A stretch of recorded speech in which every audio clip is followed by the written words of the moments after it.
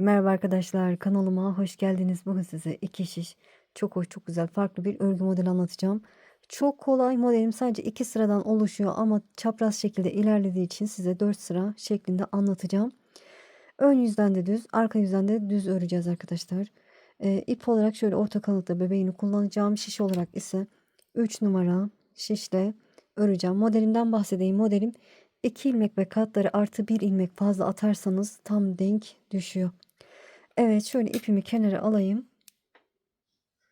Evet, hadi bakalım başlayalım. Bismillahirrahmanirrahim. 13 tane ilmek atalım arkadaşlar. Yeterli. Şöyle hızlıca atayım.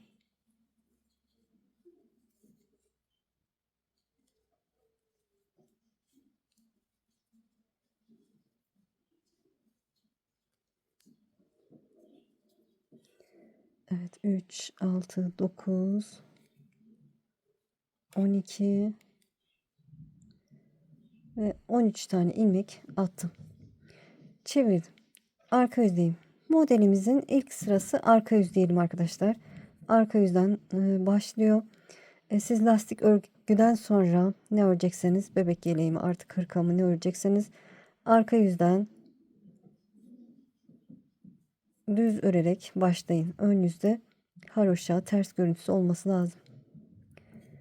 Evet, birinci sıramız düz örerek ilerliyoruz.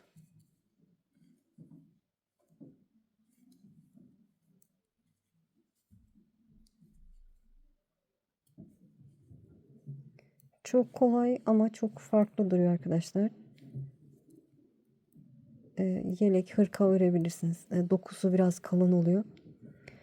Evet, düz örerek birinci sıramı tamamladım. Çevirdim. Ön yüzde ikinci sıradayım. İpi kendime doğru aldım. İlk ilmeği örmeden sağ şişimi aldım. Şimdi burada karşında bir ters ilmek var. Yuvaya değil, bir alt sıraya. Bakın. Burada alt yuvaya, bir alt sıraya batarak düz örüyorum. Sıradaki ilmeğimi normal şekilde düz örüyorum.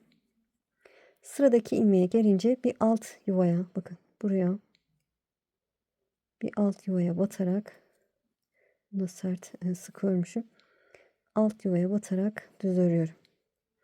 Sıradaki ilmeğimi normal şekilde düz örüyorum. Sırada gelen ilmeği bir alt yuvaya batarak düz örüyorum. Evet, sıradaki ilmek düz. Bir düz örüyoruz. Bir alt yuvaya batarak düz örüyoruz. Bakın bu şekilde. Bu kadar kolay modelimiz. Bir sıradaki ilmeğimi normal şekilde düz örüyorum. Sıradaki ilmeği alt sıraya batarak düz örüyorum. Bir normal şekilde düz örüyorum. Bir de alt sıraya batarak düz örüyorum. Kenar ilmeğimi de düz örüp ikinci sıramı tamamladım. Yani bir desenimiz açığa çıktı ama ilerledikçe kendisini gösterecek. Çevirdim. Arka yüzde yine sırayla bütün ilmeklerimi düz örüyorum. Evet. İkinci desene başladık ama çapraz şekilde ilerlediği için bu üçüncü sıra diyelim arkadaşlar.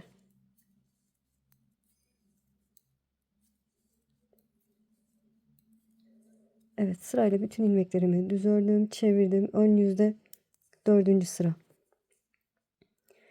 İpi kendime doğru aldım. İlk ilmeğimi örmeden sağ işimi aldım.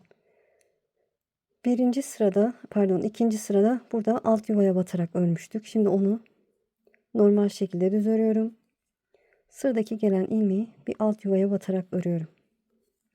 Sıradaki ilmeği normal şekilde örüyorum. Sırada gelen ilmeği bir alt yuvaya batarak düz örüyorum. Evet, şöyle. Sıradaki ilmeğimi normal şekilde örüyorum.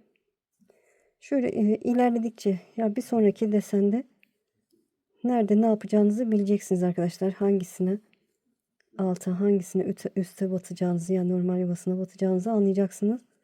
Şimdi daha model oluşmadığı için bir alt yuvaya batıyorum. Bir normal yuvasına batarak düz örüyorum.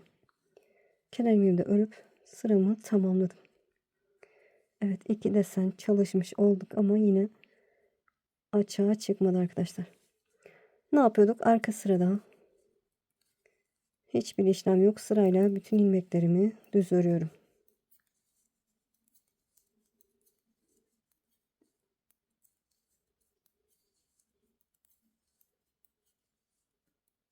Evet, düz örerek sırayı tamamladım. Şimdi size daha detaylı anlatacağım ne yapacağınızı. Evet, ilk kenar ilmeğimi örmeden aldım. Burada ben nasıl anlayacağım alt yuvaya batıp öreceğim arkadaşlar. Bakın burada iki tane, bakın bir iki ters görüntüsü var. Burada da sadece bir ters görüntüsü var. Diğer ters görüntüsü bayağı aşağıda.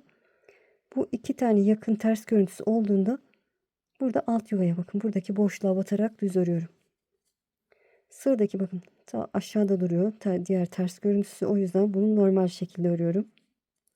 Sıradaki bakın iki ters görüntüsü çok yakın duruyor, o yüzden buraya batarak örüyorum. Sıradaki normal. Zaten baştakini nasıl yaptıysanız sonrakiler devamını getirecektir, bilirsiniz. Çünkü bir alt yuvaya batıyoruz, bir normal şekilde örüyoruz. Evet, bakın bunu bir alt yuvaya batarak örmem lazım. Karıştırırsanız da bakarak anlarsınız. Evet, sırayı tamamladım, çevirdim. Arka yüzden yine göstereceğim arkadaşlar. Çünkü karmaşık duruyor ama çok kolay. Arka yüzden sadece düz örüyoruz. Hiçbir işlem yok.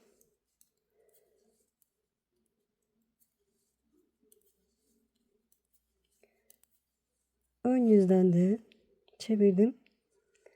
Bakın sadece haroşa görüntüsü var karşımda. Ön yüzden de bakıyorum. İlk kenar ilmeğimi zaten örmeden alıyorum. Burada iki tane yakın ters ilmek yok. Diğeri bakın aşağıda. O yüzden bunu normal şekilde örüyorum. Sıradakini anlıyorum ki bir alt yuvaya batarak öreceğim. Ama karıştırırsam bakıyorum, bakın iki tane yakın ters görüntüsü var. Demek ki bir alt yuvaya batarak düz öreceğim. Bir normal yuvasına batarak düz örüyorum. Bir alt sıraya batarak düz örüyorum. Bir normal yuvaya, bir alt sıraya. Evet, çok kolay, çok pratik, çabuk da ilerliyor arkadaşlar. Gördüğünüz gibi görüntüsü de çok farklı. Evet, bakın model açığa çıkmaya başladı. Ne yapıyorduk? Tekrar göstereyim.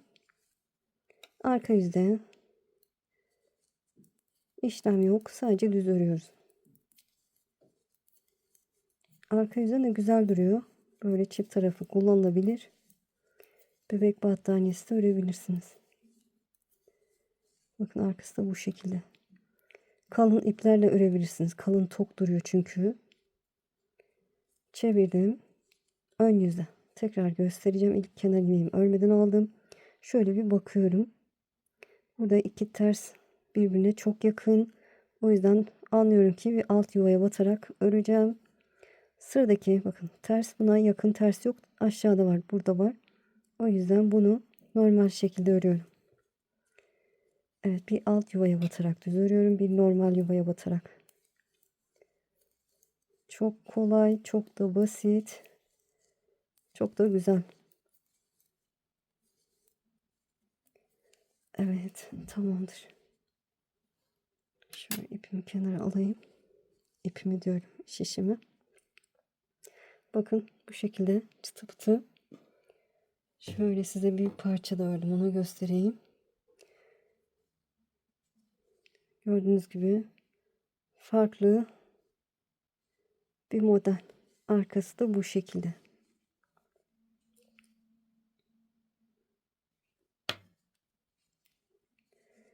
Evet, hırka örebilirsiniz. Şöyle çok yakışır diye düşünüyorum. Şöyle göstereyim. Gördüğünüz gibi bebeklere kendiniz örebilirsiniz. Bu renk de çok yakıştı. İnşallah anlatımdan memnun kaldınız. Beni izleyerek yaptığınız için çok çok teşekkür ederim. Kanalıma abone değilseniz abone olursanız sevinirim. Videolarımı beğenip paylaşırsanız, yorum yaparsanız bana destek olmuş olursunuz. Yorumlarınızı esirgemeyin lütfen. Şimdi değil, ileride örmek istiyorum derseniz de kaydet butonuna basın. Daha sonra kaydettiğiniz videolar arasında bulabilirsiniz. Sizi çok seviyorum. Kendinize iyi bakın. Allah'a emanet olun. Hoşça kalın.